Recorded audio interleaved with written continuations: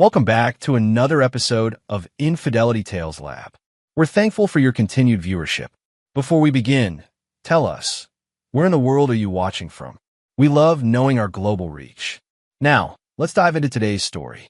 Chapter 1, The Dump. Troy Hutchinson gripped the steering wheel tighter as his phone buzzed against the dashboard. The construction site had been a nightmare today. Another delay. Another contractor tried to shortchange him. At 34, Troy had built his demolition company from nothing, and he'd learned that showing weakness invited vultures. "Daddy." Emma's voice crackled through the speaker, small and confused. "Hey, sweetheart, how's Grandma Helen's house?" Troy softened his voice, the way he only did for his 6-year-old daughter. She was the one pure thing in his increasingly complicated world. "Daddy, I'm scared. Grandma took me to a big place with lots of trash, and she made me eat old bread. It tasted bad and had green stuff on it." Troy's blood chilled. "What? Emma, where are you exactly?" "I don't know. There are big trucks and mountains of garbage. Grandma said we had to come here because—" Emma's voice dropped to a whisper. "Because they only have boys." The line went dead. Troy stared at his phone, his mind racing. Helen Marsh, his mother-in-law, had never been warm toward him, but taking Emma to a dump? Making her eat moldy bread? And what the hell did they only have boys mean? He speed-dialed his wife, Rebecca. Straight to voicemail. 20 minutes later, Troy pulled into the driveway of the modest ranch house where Helen lived. His wife's BMW wasn't there. Emma came running out, her blonde hair disheveled, her Disney dress stained with something that smelled like rotting food. "Daddy!" She launched herself into his arms. Helen appeared in the doorway, her gray hair pulled back severely, her thin lips pressed into their perpetual frown. "You're early. Where's Rebecca?" Troy asked, not returning her greeting. "Working late. Again." Helen's tone carried an edge that made Troy's jaw clench. "Why did you take Emma to a dump?" Helen's eyes shifted. "I don't know what the child told you, but Mom made her eat rotten bread, Helen. At a dump." Troy's voice dropped to the dangerous quiet that his employees recognized as a warning. "Sometimes children need to learn that life isn't always pretty," Helen said, her chin raised defiantly. "The Marsh family has always understood sacrifice." "The Marsh family?" Troy repeated slowly. Rebecca had been a Castell before marriage. Helen had remarried after Rebecca's father died when she was young. Helen's face went pale. I just meant." "You meant what, Helen?" But she'd already retreated into the house, the door clicking shut with finality. Troy buckled Emma into her car seat, his mind churning. In the rearview mirror, he watched Helen's silhouette in the window, motionless as a sentinel. "Daddy, what does they only have boys mean?" Emma asked as they drove home. Troy met her eyes in the mirror. "I don't know yet, sweetheart, but I'm going to find out." Chapter 2, Digging Deeper. The house felt different when Troy carried Emma inside. Too quiet. Too clean. Rebecca's laptop was missing from the kitchen counter where she usually left it. Her favorite coffee mug, the one Emma had made her for Mother's Day, sat unused in the sink. Troy tucked Emma into bed with an extra story, then sat in his home office, staring at a framed photo on his desk. Rebecca at their wedding 7 years ago, radiant in white, her dark hair cascading over her shoulders. Next to it, a smaller frame held Emma's first photo, tiny, red-faced, perfect. His phone buzzed. "Rebecca, sorry, big case. Working late at Miranda's. Don't wait up." Miranda Castell, Rebecca's sister. A successful therapist who'd never liked Troy, though she hid it better than Helen. Troy pulled out his laptop and began typing. Helen Marsh. The name felt foreign now. He'd known her as Helen Castell for the 6 years he'd dated Rebecca, then Helen Marsh for the year since she'd remarried that quiet widower, Frank. The search results were sparse. Frank Marsh had died 3 months ago. Troy remembered the funeral, remembered how Helen had seemed almost relieved rather than grieved. A small obituary mentioned Frank's previous marriage and children. Troy's finger hovered over the mouse. Frank Marsh had had 3 sons from his first marriage, all deceased. The oldest had died in Afghanistan. The other 2 in a car accident 5 years earlier. 3 sons, no daughters. Troy's breathing shallowed. He searched deeper, following genealogy sites and old newspaper articles. The Marsh family tree stretched back 4 generations in local records. Names and dates blurred together until a pattern emerged that made his stomach drop. Every Marsh male, for over a century, had produced only male children. Every single one. The phenomenon was so consistent that a local university had done a study in the 1980s, determining it was likely a genetic trait, possibly a chromosomal condition that prevented the conception or viability of female offspring. Troy's hands are shaking now. Emma was 6 years old. Emma was a girl. If Helen had really been thinking of Emma as part of the Marsh family line when she said they only have boys, then the front door opened. Rebecca's heels clicked across the hardwood. "Troy," she called softly. "You still up?" He closed the laptop and walked to the kitchen. Rebecca stood by the refrigerator, still in her work clothes, a sharp navy suit that cost more than most people made in a week. Her law firm paid well, but not that well. "How was Miranda's?" he asked. Rebecca didn't meet his eyes. "Fine. You know how she gets. Needed a vent about her ex." She poured herself a glass of wine. "How was Emma?" "Interesting day. Your mother took her somewhere unusual." Rebecca's hand stilled on the wine glass. "What do you mean?" "A dump, Rebecca. Helen took our 6-year-old daughter to eat moldy bread at a dump." That's ridiculous. Mom wouldn't." "Emma called me, terrified. Said Helen told her they only have boys." "Ring any bells?" The color drained from Rebecca's face. "I know. I don't know what she meant." Troy stepped closer. "Don't you?" "Because I spent some time researching the Marsh family tonight. Fascinating genetics they have." Rebecca set down her wine glass with a sharp clink. "Troy, you're scaring me." "Good," he said quietly. "Because I'm starting to get scared too. Scared about what other lies I might uncover if I keep digging." Rebecca's phone buzzed. She glanced at it, and Troy caught a flash of panic in her eyes before she turned the screen away. "I need a shower," she said, her voice strained. "We can talk tomorrow." She hurried toward the stairs, but Troy caught her arm, gently but firmly. "Rebecca." She turned, and for just a moment, he saw something in her face he'd never seen before. Guilt. Raw, desperate guilt. "I love you," she whispered. "I know," Troy replied. "The question is, who else do you love?" Chapter 3. The Breaking Point. Troy didn't sleep. He sat in his office until dawn, building a timeline that made his chest feel like it was caving in. Emma had been born 7 years and 2 months ago. Rebecca had gotten pregnant during their engagement, 3 months before the wedding, a happy surprise that had made them both giddy with joy. But now he remembered things differently. Rebecca's strange mood swings that spring. Her sudden interest in yoga classes that seemed to happen at odd hours.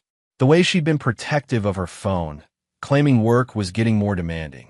He also remembered the week she'd gone to visit her college roommate in Portland. Girl time, she called it. Just need to clear my head before we become a family. Emma had been born exactly 38 weeks after Rebecca returned from Portland. Troy's phone rang at 6 a.m. An unknown number. "Mr. Hutchinson? This is Dr. Raymond Cross. I believe we need to talk." "Who is this?" "I was Frank Marsh's physician. I think you might want to know some things about his family's medical history. Things that might affect your daughter." Troy's grip tightened on the phone. "What kind of things?" "Not over the phone. Can you meet me at Riverside Park in an hour?" "Come alone." Dr. Cross was a thin man in his 60s with kind eyes and hands that shook slightly when he handed Troy a manila envelope. Frank was a good man, Cross said as they sat on a bench overlooking the river. But he carried guilt about something until the day he died. About Helen. About what she was hiding. Troy opened the envelope. Inside were medical records, genetic test results, and a handwritten letter. Frank found out 3 months before he died. Cross continued. Helen had confessed everything to him during one of his cancer treatments. The guilt was eating her alive, especially after Frank's sons died, and she realized what the genetic testing revealed. Troy read Frank's letter, written in a careful, shaking hand. "To whoever finds this, my wife Helen made a terrible mistake 7 years ago. She helped her daughter deceive her husband about their child's paternity. The man Helen calls Curtis Brennan is the real father. I kept this secret because I love Helen, but I cannot die with this knowledge. The little girl deserves the truth, and the husband deserves justice. Helen planned to tell him the day Curtis comes back to town next month. She's been planning it for months, trying to find the courage. But I think the man deserves to know on his own terms. Frank Marsh. Troy's vision blurred. Curtis Brennan. The name hit him like a physical blow. Curtis had been Rebecca's law school study partner. He'd been at their wedding, charming, handsome, with an easy smile that had made Troy instinctively dislike him. Curtis had moved to Portland for work right after graduation, but he'd kept in touch with Rebecca. Always professional, always friendly. "There's more," Dr. Cross said gently. "Frank did some investigating before he died. Curtis is coming back to town permanently. He's bought a house 2 miles from yours. He's planning to start a practice here." Troy closed the envelope, his hands steady despite the rage building in his chest. "Helen doesn't know Frank wrote this letter," Cross added. "She thinks she still has time to decide how to tell you." "How long have you been sitting on this?" 2 weeks. Frank made me promise to wait until after his funeral arrangements were complete. He didn't want Helen to suffer more than necessary, even though— Cross trailed off. "Even though she deserves to suffer," Troy finished. Cross looked uncomfortable. Frank loved her. He wanted mercy for her. Troy stood, the envelope clutched in his fist. "Frank was a better man than me." That afternoon, Troy picked up Emma from school himself instead of letting Rebecca handle it. He studied his daughter's face as she chattered about her day. The shape of her nose, the color of her eyes, the way she gestured with her hands. He'd always thought she looked like Rebecca. Now he realized he'd been seeing what he wanted to see. "Daddy, you look sad," Emma said as they sat in the ice cream shop where they'd gone every Friday since she was old enough to walk. "Just thinking, sweetheart, about the bad bread at Grandma's house." Troy met her eyes. "Emma, do you remember anything else Grandma said at that place?" Emma scrunched her face in concentration. "She said something about a man named Curtis. She said he was coming home soon and that everything would be different." Troy's spoon clattered against his bowl. "Did I say something wrong?" Emma asked, her voice small. Troy forced a smile. "No, baby. You said everything exactly right." That night, Rebecca tried to initiate their usual Friday night routine. Wine, takeout, and a movie after Emma went to bed. But Troy couldn't focus on anything except the weight of the envelope hidden in his office safe. "You've been weird all day," Rebecca said during the movie. "Is this about what Mom did?" "Because I talked to her and—" "What did she say?" Rebecca hesitated. "She said she was trying to teach Emma about reality, about how hard life can be, by making her eat rotten food at a dump. She said Emma was being dramatic, that it was just stale bread and—" Troy turned off the TV. "Rebecca, I need you to tell me something. I need you to be completely honest." Her face went pale. "Okay, is Emma my daughter?" The silence stretched between them like a chasm. Rebecca's mouth opened and closed soundlessly. Tears began streaming down her face. "Troy, is she mine?" Rebecca broke down completely, sobbing into her hands. "I'm so sorry. I'm so sorry." Troy felt something cold and final settle in his chest. "How long have you been planning to leave me for him?" Rebecca's head snapped up. "What? No. Troy, I would never." "Curtis is moving back to town, Rebecca. You think I'm stupid?" Her face crumpled. "It's not like that. I love you. I love our life. Curtis and what happened between us was a mistake, and it's over." A mistake that lasted how long? Just that week in Portland. It was just 1 week, and I regretted it immediately. I came home, and I chose you. I chose us. Troy stood up slowly. "You chose to lie to me for 7 years about my daughter's paternity. She is your daughter." Rebecca stood too, desperate. "In every way that matters, she's yours. You raised her. You love her. Stop." Troy's voice was deadly quiet. "Stop talking." Rebecca fell silent, tears streaming down her face. "I want you to listen to me very carefully," Troy said. "I've built my entire life around you and Emma. Everything I am, everything I've worked for was for my family. My family, Rebecca. And now I find out that my family is a lie." "It's not a lie. Emma loves you. You're her father." "No," Troy said. "Curtis is her father. You made sure of that." He walked toward the stairs, then paused. "I'm going to ask you one more question. and how you answer will determine what happens next. Rebecca wiped her eyes, trying to compose herself. Okay, are you planning to tell Emma the truth? Are you and Curtis planning to be together? Rebecca's silence was answer enough. Troy nodded slowly. I see. Troy, please.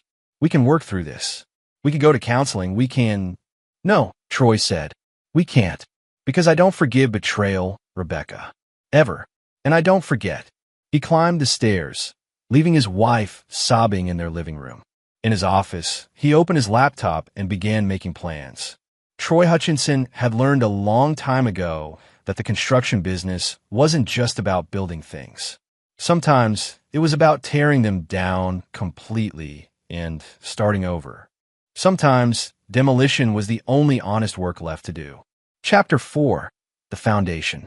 Troy's demolition company, Hutchinson Heavy Industries, occupied a sprawling yard on the outskirts of town, surrounded by chain-link fence and filled with the kinds of machinery that could level a building in hours.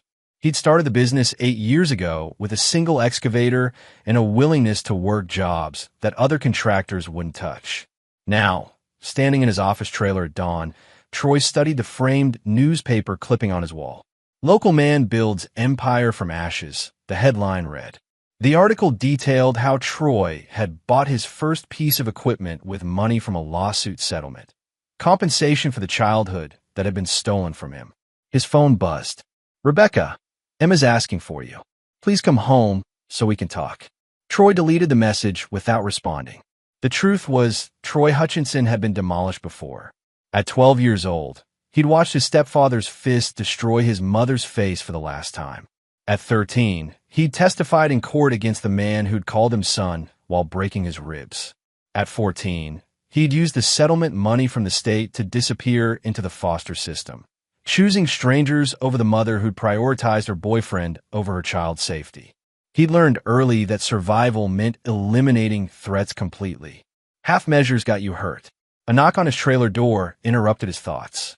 Miguel Santos, his foreman and closest friend, peered inside. Boss, you okay? You missed the Monday morning briefing. Miguel had worked for Troy for 6 years. He was one of the few people who knew about Troy's past, and one of the fewer who understood why Troy never forgave betrayal. Close the door, Troy said.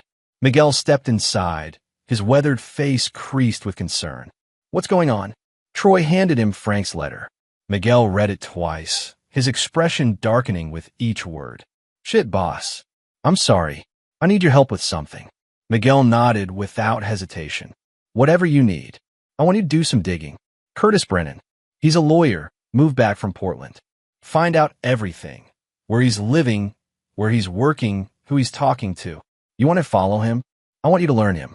His routines, his weaknesses, his secrets. Everything. Miguel was quiet for a moment. What about Rebecca? What about her? You gonna try to work things out? Troy met his friend's eyes.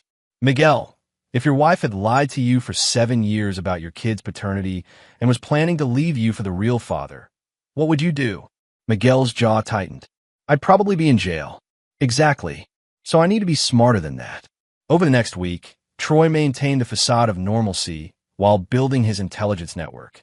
He went home each night, ate dinner with his family, helped Emma with homework, and slept in the guest room, ostensibly because of a work stress and insomnia that Rebecca didn't question too closely. Rebecca, meanwhile, grew increasingly nervous. She hovered around him, trying to gauge his mood, attempting casual conversations that felt forced and desperate. I've been thinking about marriage counseling, she said one evening as Troy helped Emma with the art project. Have you? Troy responded without looking up from Emma's drawing of their family. Stick figures holding hands in front of a house under a smiling sun. Dr. Kellerman has openings next week. She's supposed to be excellent with trust issues. Troy finally looked at her. Trust issues. Rebecca flinched at his tone. I just meant, I know I need to earn back your trust. I know it will take time. How much time do you think it should take? Troy asked. To forgive 7 years of lies. Emma looked up from her drawing. Are you and Mommy fighting? No, sweetheart, Troy said, his voice immediately softening. We're just talking about grown-up stuff. But Emma wasn't fooled. Her 6-year-old's intuition picked up on the tension that had been building in the house. Is it because of what Grandma said about the boys? Rebecca went rigid. Emma, honey, why don't you go watch TV? Daddy and I need to talk. Emma gathered her crayons reluctantly. I don't like it when you're sad, Daddy. After Emma left, Rebecca turned to Troy with desperate eyes. She doesn't know anything. She's just confused about what Mom said. And what exactly did your mother say? I don't know. You know how Mom is. She says things that don't make sense when she's upset. Troy studied his wife's face. 7 years of marriage had taught him to read her tells. The way she touched her earring when she was nervous, the way her voice got higher when she was lying. Right now, she was doing both. Rebecca, I'm going to give you one chance to tell me the truth about what your mother knows and what you and Curtis have planned. Rebecca's face crumpled. There's nothing planned. Curtis and I haven't even talked since. Since when? Since he called last month to say he was moving back. Troy felt something cold settle in his stomach. He called you. It was just a courtesy call. He knew I still lived here, and he wanted it to avoid awkwardness. What kind of awkwardness? Rebecca was crying now. Troy, please. I know I screwed up, but Emma is your daughter in every way that matters. I don't want to be with Curtis. I want to be with you. Troy stood up slowly. The problem, Rebecca, is that I don't believe you, and I don't forgive liars. He left her sobbing at the kitchen table and went to his office, where he found 3 text messages from Miguel. Found his house, 414 Maple Street. Big place. He's working at Davidson and Associates.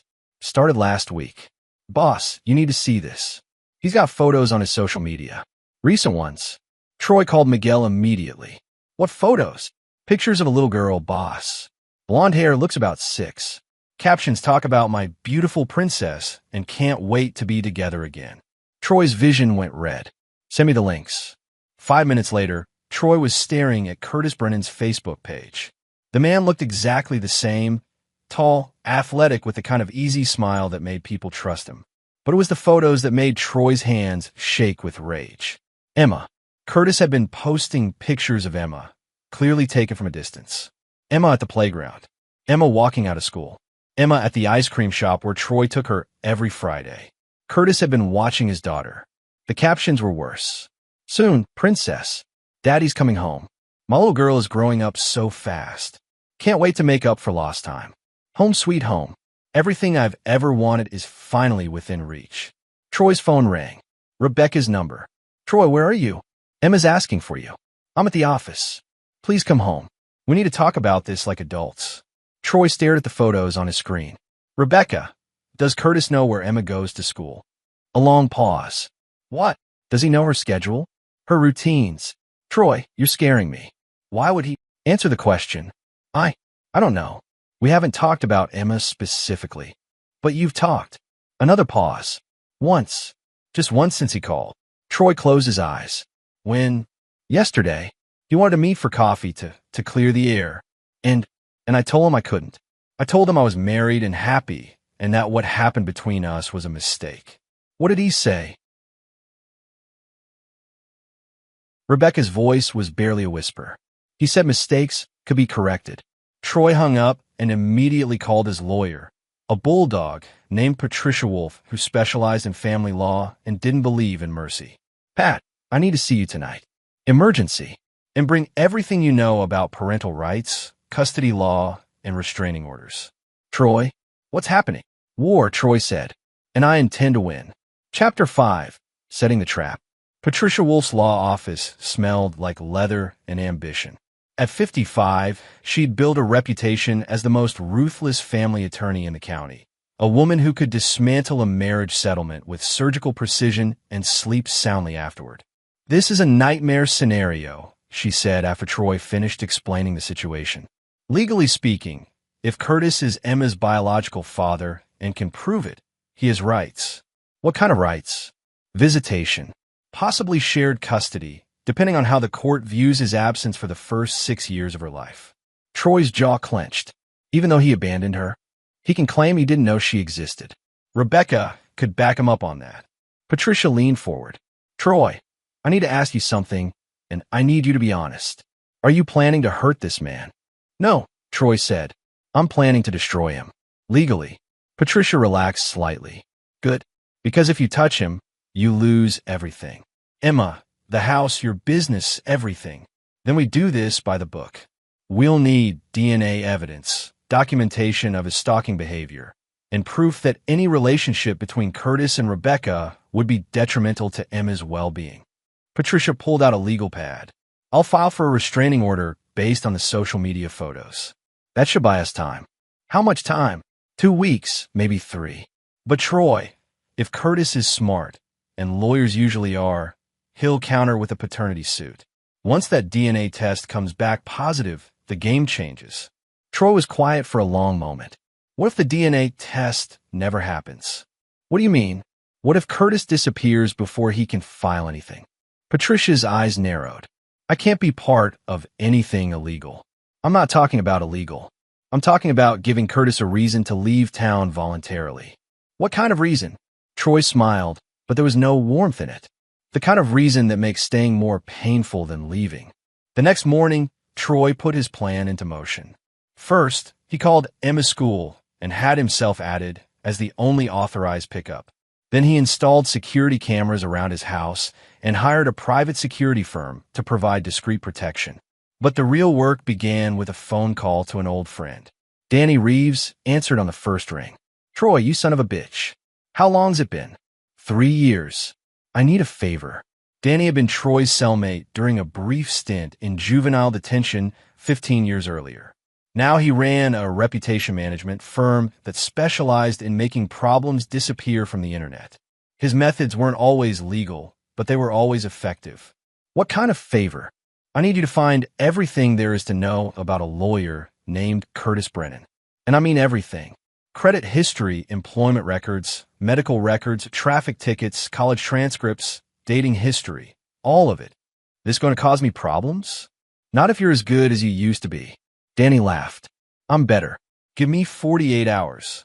While Danny worked his magic, Troy focused on the psychological warfare. He had Miguel begin following Curtis openly, close enough to be noticed, far enough to avoid harassment charges. The message was clear. You're being watched. Then Troy started showing up places where Curtis would see him. The coffee shop near Curtis's office. The gym where Curtis worked out. The grocery store Curtis frequented. Always polite, always distant, but always present. Curtis got the message by the 3rd day. I know what you're doing, Curtis said, cornering Troy in the parking lot outside the hardware store. Troy looked up from loading PVC pipe into his truck. And what am I doing? Intimidating me. Following me. I'm running my business and living my life, Troy said calmly. If our paths cross, that's just coincidence. Curtis stepped closer. I know you know about Emma. Emma's my daughter. No, Curtis said, his voice hardening. She's mine. And Rebecca and I are going to be together. Troy set down the pipe he was holding and turned to face Curtis fully. The two men were roughly the same height, but Troy had 40 pounds of muscle and a lifetime of control violence that showed in his posture. Are you threatening my family? Troy asked quietly. Curtis faltered slightly.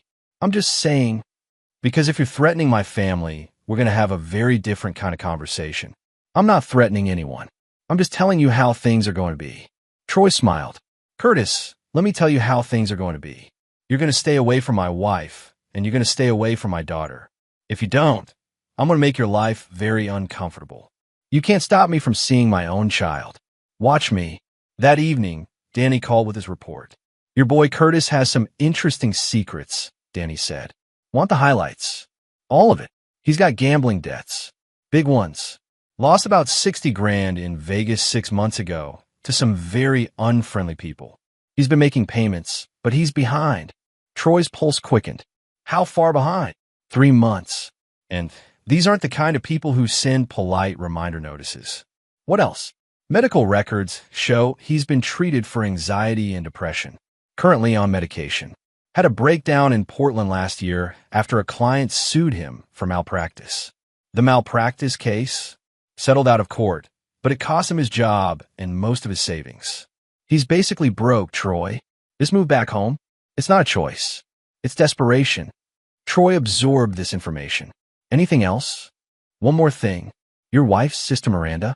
She's been in contact with Curtis. Phone records show they've been talking regularly for the past 2 months. Troy felt the last piece of the puzzle click into place. How regularly? 3-4 times a week. Long conversations. Send me everything, Troy said. And Danny, I need you to do one more thing. Name it. I need Curtis's Vegas creditors to know exactly where he is. Danny was quiet for a moment. Troy, those guys don't mess around. I'm not asking you to hurt him. I'm just asking you to share information. This could get ugly. It's already ugly, Troy said. I'm just evening the odds. After he hung up, Troy sat in his office, planning his next moves. Rebecca was playing a longer game than he'd realized, with Miranda as her ally and Curtis as her escape plan. They'd been planning this for months, maybe longer. But they'd made one critical error. They'd underestimated him. Troy pulled out his phone and scrolled through his contacts until he found the number for Rebecca's law firm. He'd only met her boss, Jonathan Davidson, a few times, but the man had struck him as someone who valued reputation above all else. Mr. Davidson? This is Troy Hutchinson, Rebecca's husband. I wonder if we could meet for coffee tomorrow. There's something you should know about your new associate. Troy hung up, then called Patricia. I need you to accelerate the restraining order filing, he said. And I need you to add Miranda to it. Miranda? On what grounds? Conspiracy to interfere with a marriage and facilitate stalking. Troy, that's a stretch. Pat, trust me. By tomorrow afternoon, you'll have all the evidence you need. The trap was set. Now all Troy had to do was wait for his enemies to walk into it. But first, he had one more phone call to make. Helen? It's Troy. We need to talk. Chapter 6, The Betrayer's Web. Helen's kitchen smelled like cigarettes and regret. She sat across from Troy at the same table where she'd served him Sunday dinners for 7 years, her hands shaking as she lit another menthol. You know, she said without preamble, I know everything. Helen took a long drag from her cigarette. Frank told you. Frank left me a letter before he died. He was a better man than any of you deserved. Tears started down Helen's weathered cheeks. He was. I killed him with the guilt, you know. The cancer might have taken his body, but I poisoned his soul. Tell me about Curtis. Helen stubbed out her cigarette and immediately lit another. Rebecca met him in law school. She was already engaged to you, but she was scared. Scared of what? Of settling down. Of becoming like me. Trapped in a small town with a man who worked with his hands while she had all these big dreams. Helen's voice was bitter. Curtis was everything she thought she wanted. Sophisticated. Ambitious. He made her feel special. So, she had an affair. 1 week. That's all it was supposed to be. She went to Portland to think about the engagement, and Curtis was there for some law conference. They spent the week together, and she came home pregnant. Troy felt his chest tighten. She knew it might not be mine. She hoped it was yours. She wanted it to be yours. But when Emma was born, Helen trailed off. When Emma was born, what? She looked like Curtis. Still does, if you know what to look for. Rebecca panicked. She made me promise never to tell. And I kept that promise because I thought it was for the best. For the best. Troy's voice was dangerously quiet. You loved that little girl from the moment she was born. You were a better father than Curtis ever could have been. Rebecca made the right choice. Rebecca made the choice to lie to me for 7 years. Helen met his eyes. Yes, she did. And I helped her do it. Why did you take Emma to the dump? Helen's face crumpled. Because Curtis is back, and Rebecca is losing her nerve. She's been talking about telling you the truth, about maybe trying to work out some kind of arrangement. What kind of arrangement? Shared custody. With Curtis as the father and you as the stepfather. Helen's voice broke. I thought if Emma understood how hard life could be without security, without a stable home, she might help Rebecca see reason. Troy stared at this woman who'd eaten at his table, accepted his gifts, called him son. You were trying to terrorize a 6-year-old to protect your daughter's lies. I was trying to protect my granddaughter, Helen said. And you, by helping Rebecca plan to leave me? Helen's eyes widened. What? No, Rebecca doesn't want to leave you. She wants to find a way to tell you the truth without losing everything. Helen, Curtis has been stalking Emma. He's been posting photos of her online, calling her his daughter. Rebecca's been talking to him behind my back. And your other daughter, Miranda, has been helping coordinate it all. Helen went pale. That's not. Rebecca wouldn't. Troy pulled out his phone and showed her Curtis's social media posts. Helen's hands shook as she scrolled through the images. Oh my God, she whispered. Oh my God, what have we done? You've given me a war, Troy said. And now I'm going to win it. Helen looked up at him, fear evident in her eyes. What are you going to do? I'm going to give Rebecca and Curtis exactly what they want. And then I'm going to watch them destroy each other trying to get it. Helen grabbed his arm. Troy, please. Emma doesn't deserve to be in the middle of this. Troy gently removed her hand. You should have thought of that 7 years ago. That afternoon, Troy met with Jonathan Davidson at an upscale coffee shop downtown. Davidson was a distinguished man in his 60s who'd built his law firm's reputation on discretion and ethics. Mr. Hutchinson, what can I do for you? Troy slid a folder across the table. I wanted to give you a heads up about Curtis Brennan before this becomes public. Davidson opened the folder and began reading. His expression grew darker with each page. Copies of Curtis's gambling debts, the malpractice suit, his medical records, and most damning, printed screenshots of his social media posts featuring Emma. Jesus Christ, Davidson muttered. Is this legitimate? Everything. Curtis has been stalking my 6-year-old daughter and posting photos of her online, claiming she's his child. He's also been having an inappropriate relationship with my wife. Davidson closed the folder. Mr. Hutchinson, I appreciate you bringing this to my attention, but this seems like a family matter. Mr. Davidson, Curtis is using your firm's resources to facilitate this stalking. He's been making personal calls on company time, using company computers to research my family, and representing himself to my daughter's school as a lawyer from your firm when he tried to get information about her schedule. Davidson's face went white. He what? He told the school's secretary he was representing a client in a custody case and needed to verify Emma's pickup schedule. She gave him the information because he said he was from Davidson and Associates. This was a lie, but Troy knew Davidson wouldn't verify it until after he'd acted on it. I want him gone, Davidson said. Today, I understand. I just wanted you to know before the restraining order becomes public and reporters start calling. Restraining order? Being filed this afternoon, along with a formal stalking complaint. Davidson stood up abruptly. Thank you for bringing this to my attention. Curtis Brennan will no longer be associated with this firm. By 4 p.m., Curtis had been fired. By 5 p.m., Patricia had filed a restraining order. And by 6 p.m., Troy was home making dinner for Emma when Rebecca walked in, her face pale and shaken. We need to talk, she said. Emma's right here. Emma, go play in your room for a few minutes, Rebecca said, her voice strained. After Emma left, Rebecca turned to Troy with tears in her eyes. Curtis was fired today. Was he? That's unfortunate. You did this. I protected my daughter from a stalker. Rebecca slammed her hand on the counter. Damn it, Troy. You're destroying everything. I'm not destroying anything that wasn't already broken. Curtis is Emma's father. Troy stepped closer to his wife. No, Rebecca. I'm Emma's father. I've been her father for 6 years.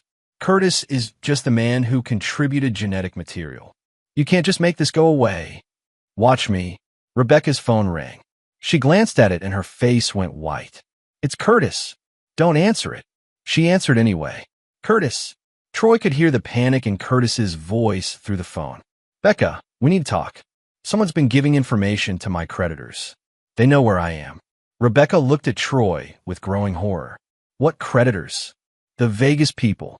They're here, Rebecca. They want their money, and they want it now. Rebecca ended the call and stared at Troy. You gave his location to loan sharks? I gave public information to interested parties. They could kill him. Then he should pay his debts. Rebecca backed away from him. I don't know who you are anymore. Troy smiled coldly. I'm exactly who I've always been, Rebecca. The only difference is now you get to see what happens to people who betray me. I want a divorce. No, Troy said calmly. You don't. Yes, I do. I want custody of Emma, and I want you out of our lives. Troy pulled out his phone and showed her a document. This is a petition for sole custody based on your unfitness as a mother. Mental instability, adultery, conspiracy to facilitate stalking, and child endangerment. Rebecca's face went white. You can't prove any of that. I can prove all of it. Your sister Miranda has been very helpful. Actually, phone records show she's been helping coordinate between you and Curtis for months. She's also been researching custody law and divorce attorneys on your behalf. Miranda wouldn't. Miranda's been recording your conversations, Rebecca. She's been building a case against me for months, documenting everything she thought would help you in a divorce. Unfortunately for you, those same recordings prove conspiracy and premeditation. Rebecca sank into a chair. This isn't happening. It's happening because you made it happen. You and Curtis and Miranda and your mother, you all decided to destroy my family. So now I'm going to destroy yours. Rebecca looked up at him with desperate eyes. What do you want? I want you to call Curtis and tell him it's over. I want you to cut all contact with him immediately. And I want you to convince Miranda to stay out of this. And if I do that, then we go to marriage counseling and we try to work this out like adults. What about Curtis? Troy's smile was sharp as a blade. Curtis is no longer your problem. Rebecca's phone rang again.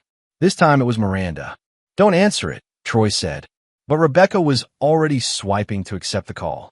Miranda? Miranda's voice was hysterical. Rebecca, someone broke in my office. They destroyed my computer, my files, everything. Rebecca looked at Troy with growing fear. Who would do that? I don't know, but whoever it was left a message. They said I should mind my own business and stop interfering in other people's marriages. Oh my God. Troy took the phone from Rebecca's hand. Hello, Miranda. Troy, what's going on? What's going on is that you've been conspiring against me for months. What's going on is that you've been recording my wife's private conversations.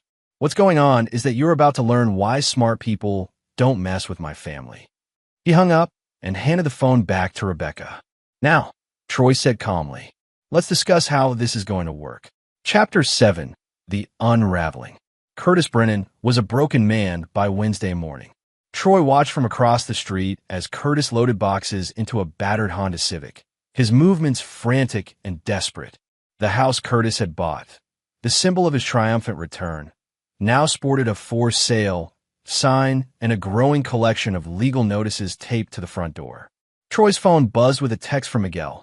Vegas boys found him at 3 a.m. No violence, just made their point clear. He's got 48 hours to come up with $60K or they start taking collateral. Troy smiled grimly. Curtis didn't have $60,000. Curtis barely had $600 after his legal fees and a deposit he'd lost on the house he could no longer afford. But the money wasn't the real problem. The real problem was that Curtis had been so focused on his fantasy of playing house with Rebecca and Emma that he'd forgotten about the very real people who wanted to break his legs. Troy started his truck and drove to the office, where Patricia was waiting with a stack of legal documents. The restraining order was approved, she said without preamble. Curtis has to stay at least 500 feet away from you, Rebecca and Emma. He also can't contact any of you directly or through third parties. What about the custody petition? He can't file for paternity while the restraining order is active.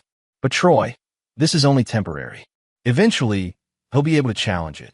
He won't be around long enough to challenge anything. Patricia looked concerned. What does that mean?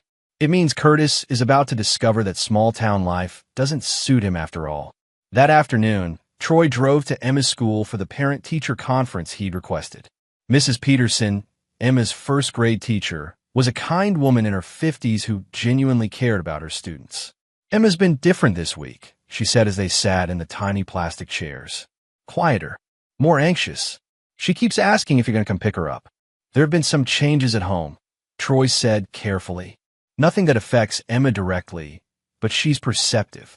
Mr. Hutchinson, I need to tell you something. A man came by yesterday asking questions about Emma. He said he was a lawyer working on a custody case. Troy's blood chilled. What did you tell him?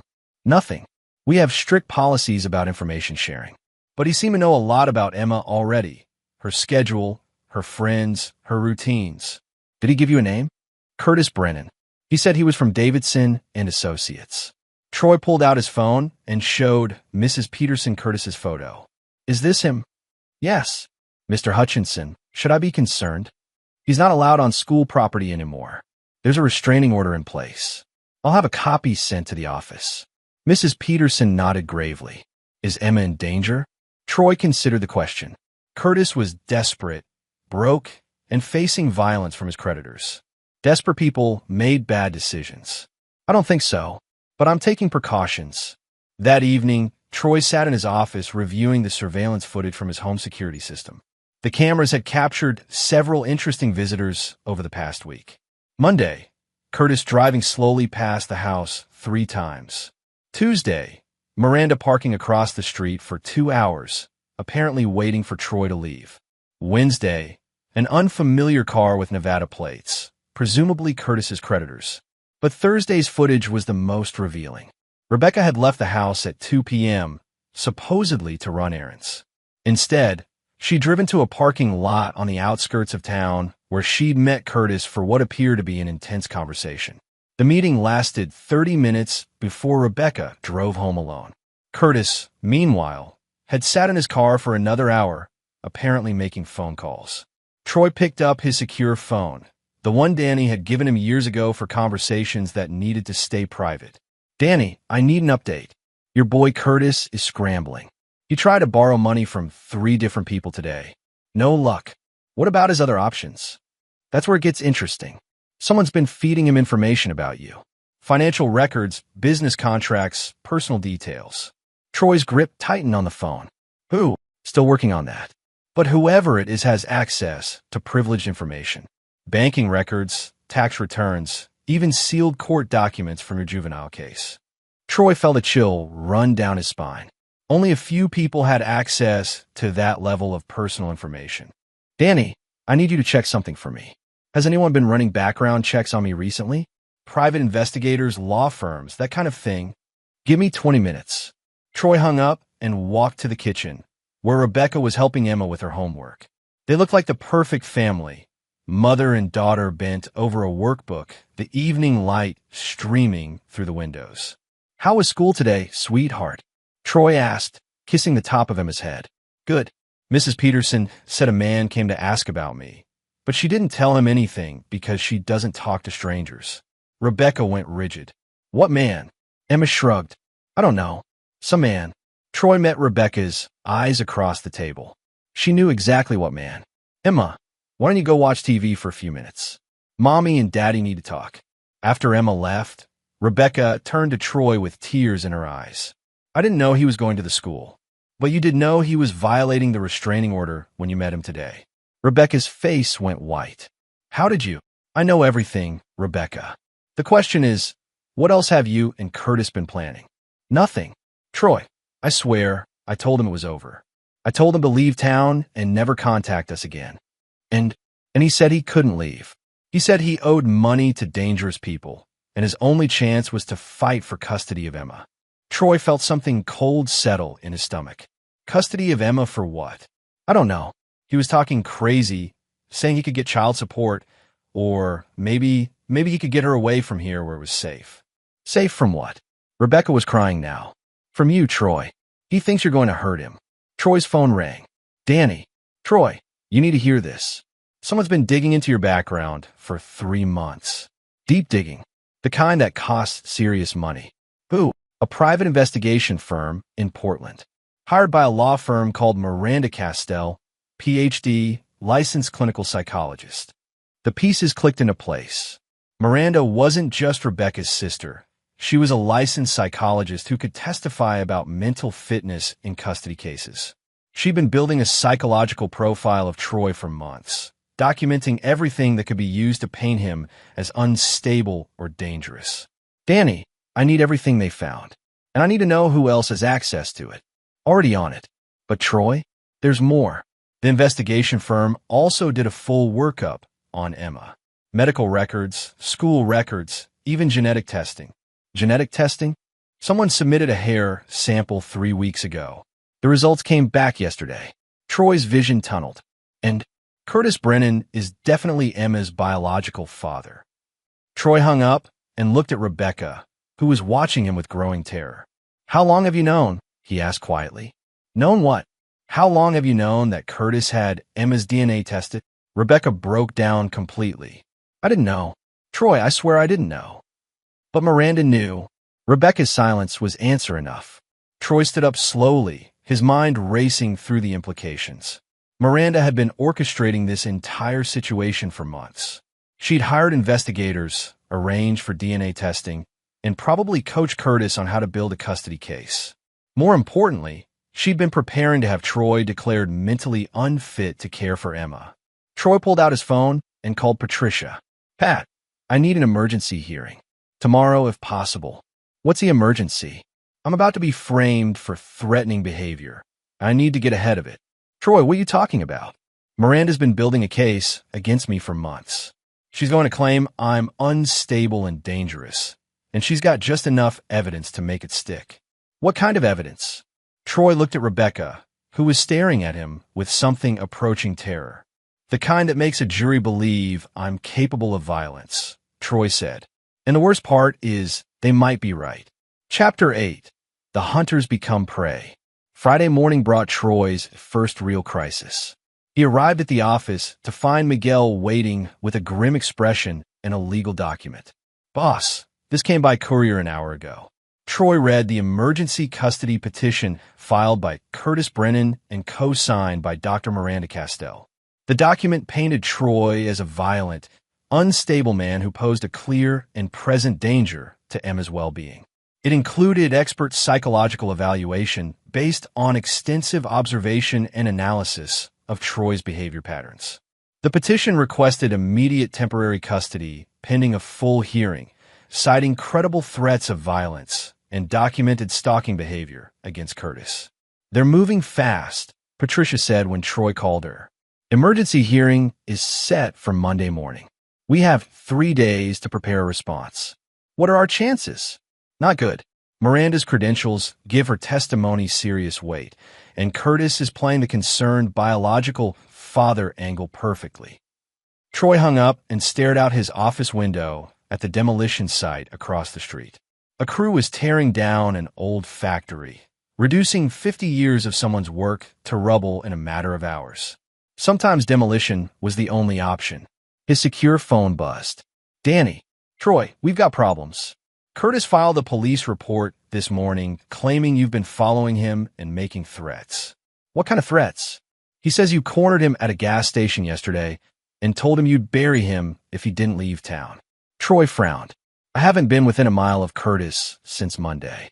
"I know, but he's got a witness." "Who?" "Rebecca." Troy felt the floor drop out from under him. "What?" "She gave a statement to police this morning. Says she's concerned about your mental state and your fixation on Curtis.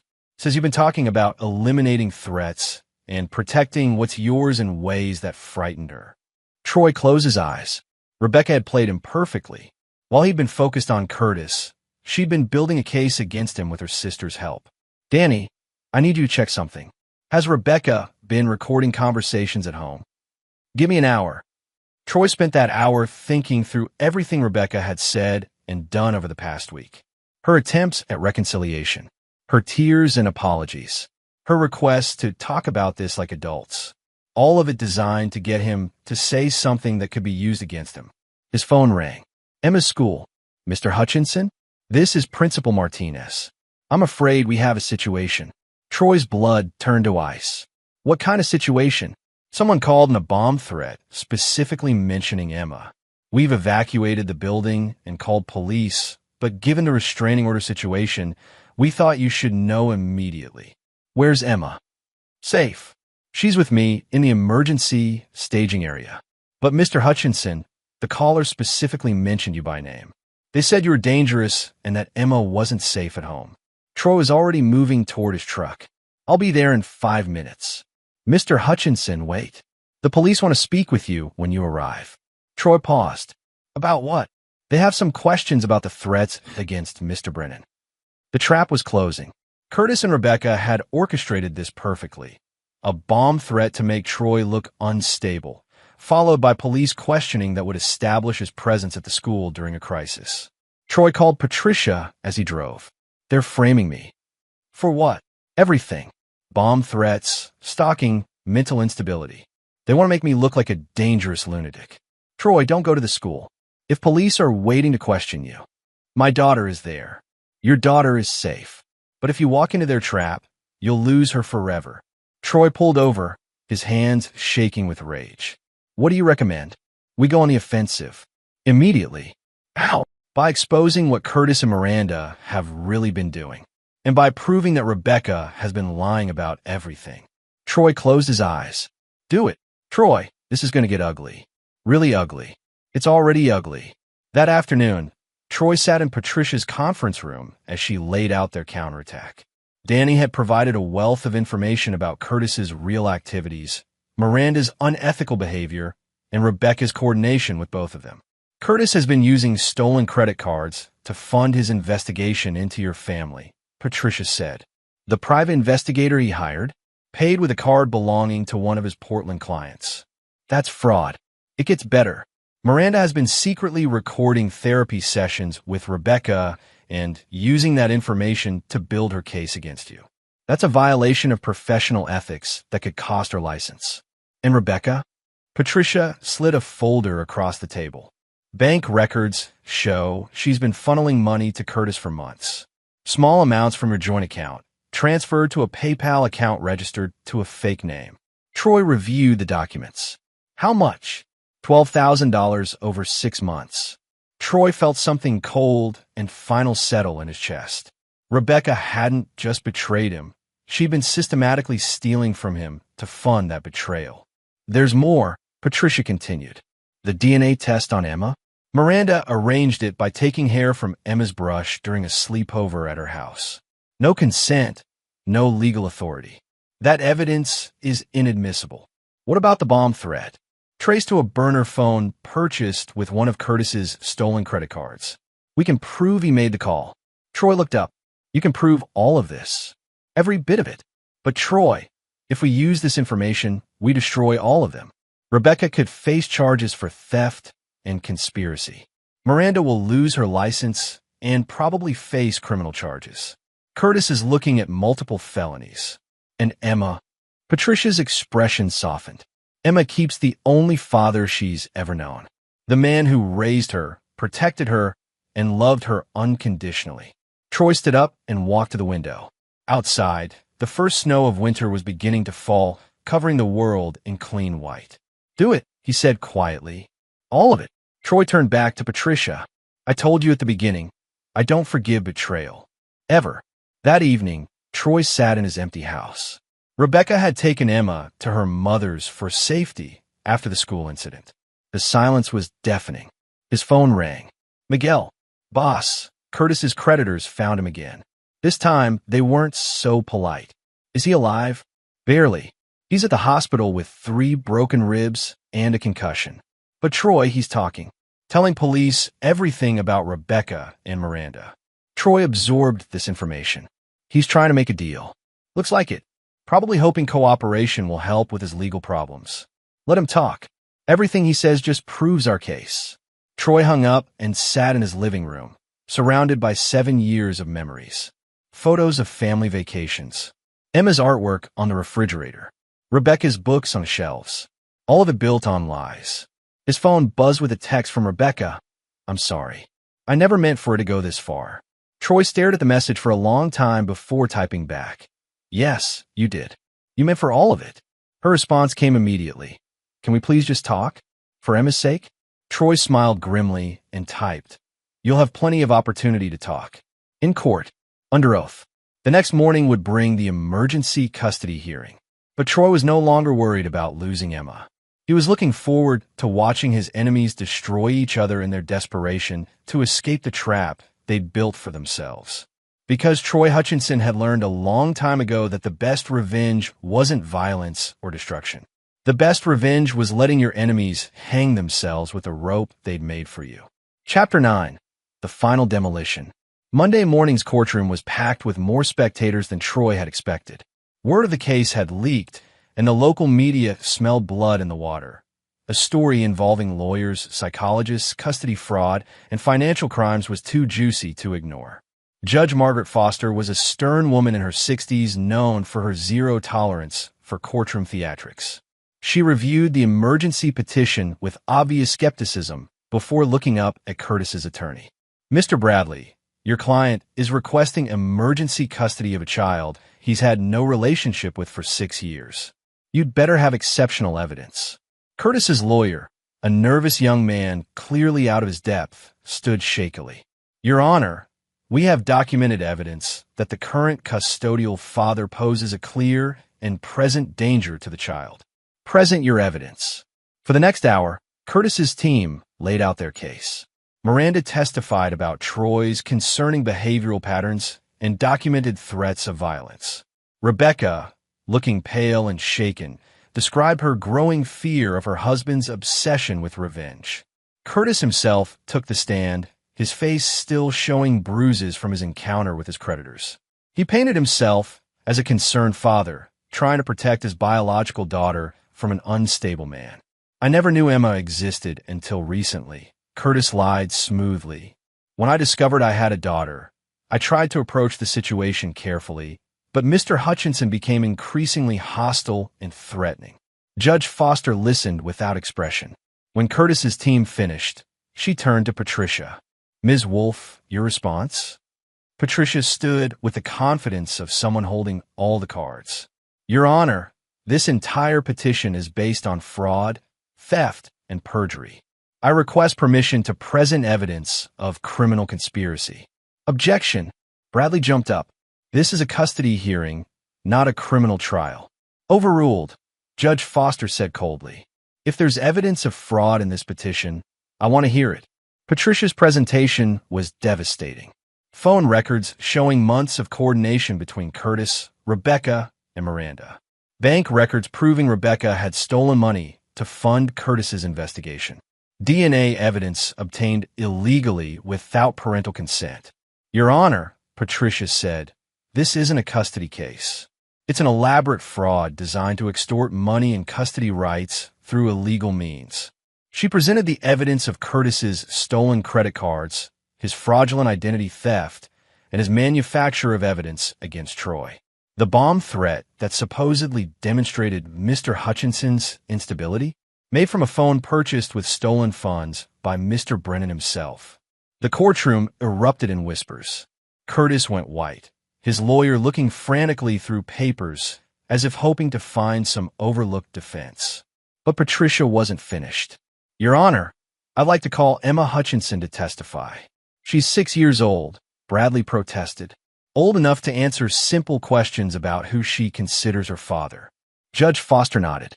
I'll allow it, but keep it brief and age-appropriate. Emma took the stand wearing her favorite dress, the blue one with the flowers that Troy had bought her for her birthday. She looked tiny in the witness chair, but her voice was clear when she spoke. Emma, Patricia said gently, who is your daddy? Emma pointed at Troy without hesitation. That's my daddy. Has anyone else ever told you they were your daddy? Emma shook her head. No, daddy is daddy. Do you feel safe with your daddy? Yes, daddy protects me. He reads me stories and makes me pancakes and helps me with my homework. Patricia smiled. Thank you, Emma. Curtis's lawyer declined to cross-examine a 6-year-old, probably the smartest decision he'd made all day. Judge Foster called a brief recess, during which Troy watched Curtis arguing frantically with his lawyer. Rebecca sat alone, tears streaming down her face. Miranda had disappeared entirely. When court reconvened, Judge Foster's expression was thunderous. In 30 years on this bench, I have rarely seen such a blatant attempt to manipulate the legal system. Mr. Brennan, your petition is denied. Furthermore, I'm ordering a full investigation into the criminal activities outlined by Ms. Wolfe. She turned to Rebecca. Mrs. Hutchinson, you will surrender your passport and remain available for questioning by law enforcement. Finally, she looked at Curtis. Mr. Brennan, you are hereby permanently enjoined from any contact with Emma Hutchinson. Any violation of this order will result in immediate arrest. Curtis stood shakily. Your Honor, I have rights as the biological father.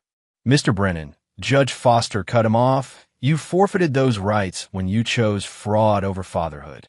Biological connection does not override the best interests of the child, and this child's best interests clearly lie with a man who has raised and loved her for 6 years. The gavel fell with finality. Outside the courthouse, Troy found Rebecca waiting by his truck. Her face was streaked with tears, her designer suit wrinkled from a sleepless night. "Troy, please. We need to talk." "No, we don't. I know you hate me. I know I deserve it. But Emma needs both her parents." Troy studied the woman he'd married 7 years ago. "Emma has a parent. She has me. What about us? What about our marriage?" "What marriage, Rebecca? The one built on lies? The one where you stole money to fund your boyfriend's investigation into me? That marriage." Rebecca sobbed. "I made mistakes. Terrible mistakes. But we can get through this." Troy shook his head. "No, we can't. Because I don't forgive betrayal, Rebecca. I told you that from the beginning. So, what happens now? Now you face the consequences of your choices. The district attorney is filing charges for theft, conspiracy, and fraud. Miranda's going to lose her license and probably face jail time. Curtis is looking at federal charges for the credit card fraud. And me?" Troy opened his truck door. "You made your choice, Rebecca. You chose Curtis over me, lies over truth, and greed over family. Now you get to live with those choices." Rebecca grabbed his arm. "What about Emma? She needs her mother." Troy gently removed her hand. "Emma needs stability and truth. Two things you've never been able to provide." As Troy drove away, he saw Rebecca in his rearview mirror, standing alone in the courthouse parking lot, finally understanding the cost of her betrayal. That evening, Troy sat with Emma in their living room, helping her work on a puzzle. The house felt different now, cleaner somehow, as if the lies had been a physical presence that was finally gone. "Daddy, is Mommy coming home?" Emma asked. Troy considered his answer carefully. "Mommy made some bad choices, sweetheart. She's going to have to go away for a while to think about what she did." "Are you sad?" Troy looked at his daughter, the little girl who had called him daddy from her first word, who ran to him when she was scared, who trusted him completely to keep her safe. "No, baby, I'm not sad. I'm just glad you're here with me." Emma smiled and placed another puzzle piece. "Me too, Daddy." 6 months later, Troy stood in the same courtroom for the final custody hearing. Rebecca was dressed in an orange jumpsuit, serving 18 months for theft and conspiracy. Curtis had fled the state to avoid federal charges, abandoning any pretense of caring about Emma. Miranda had lost her license and was facing her own criminal trial. Judge Foster reviewed the case one final time before making it official. Troy Hutchinson was granted sole legal and physical custody of Emma Hutchinson. "Mr. Hutchinson," the judge said, "this little girl is lucky to have you." Troy looked down at Emma, who was coloring quietly in the gallery. "No, Your Honor, I'm the lucky one." Because in the end, Troy had learned something his enemies never understood. The strongest foundations weren't built on blood or genetics or legal documents. They were built on love, truth, and the unshakable determination to protect what mattered most. And Troy Hutchinson had always been very, very good at protecting what was his. And there you have it. Another story comes to an end. What did you think? I'd love to hear your thoughts in the comments below. If you enjoy this story, consider joining our community by subscribing. It means the world to us. For more stories like this one, check out the recommended videos on screen. And I'll see you there.